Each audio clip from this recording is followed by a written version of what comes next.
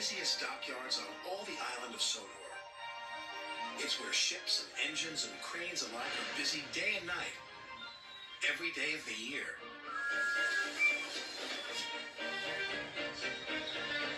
But poor Cranky the Crane never gets a nap. He never gets to sleep early. He works all the time. And his only company are the gulls that settle on his arm. So Cranky is always cranky.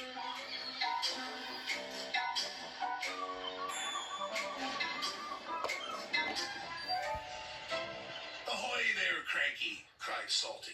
Where have you been? Snapped Cranky. And a good day to you too, Captain.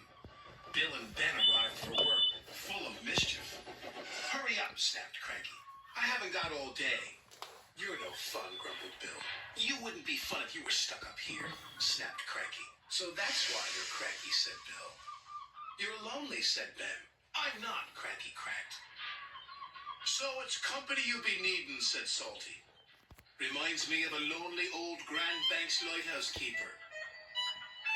Not another one of your stories, cried Cranky. Oh, please, Salty, they chimed. We haven't heard it. 'Twas in the middle of a wee naughty storm, Salty began.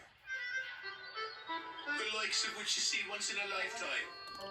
This made Cranky very cranky.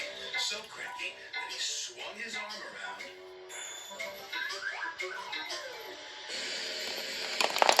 and dropped the pipes onto the tracks instead of the trucks.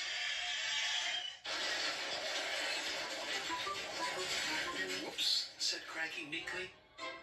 You've blown the main now, matey, said Salty. The engines were trapped. You're gonna get into trouble, sang Bill and Ben.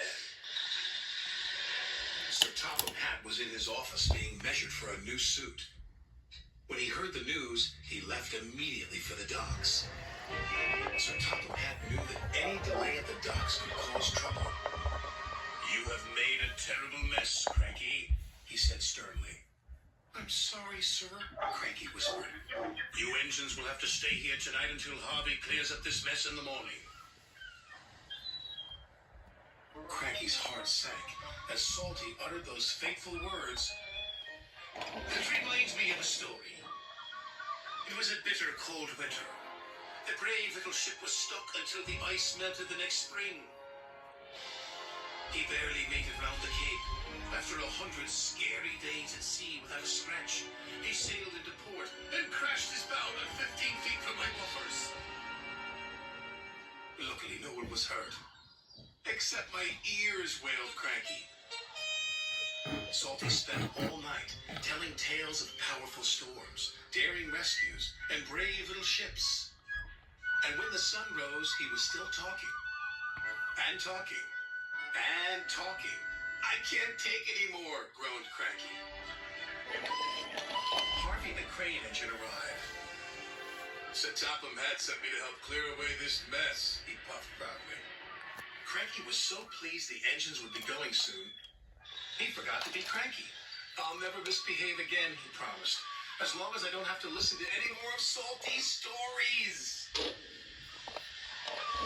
And after Harvey and the workmen had cleared the wreckage, Cranky worked hard all day. He carefully loaded the trucks, helped speed the engines on their way, and he said please and thank you. This is new, puffed Thomas, but he had spoken too soon.